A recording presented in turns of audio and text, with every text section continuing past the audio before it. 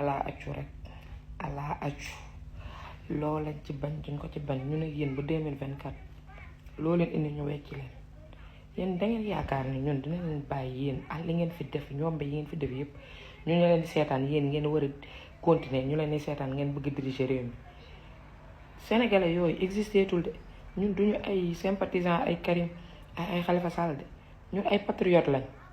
bu leen neexee sax ex Pastef amul benn problème ñun dañ koy gat sa ak yéen ba 2024 loo leen indi ñu wecci leen loolu dugal leen ko seen bopp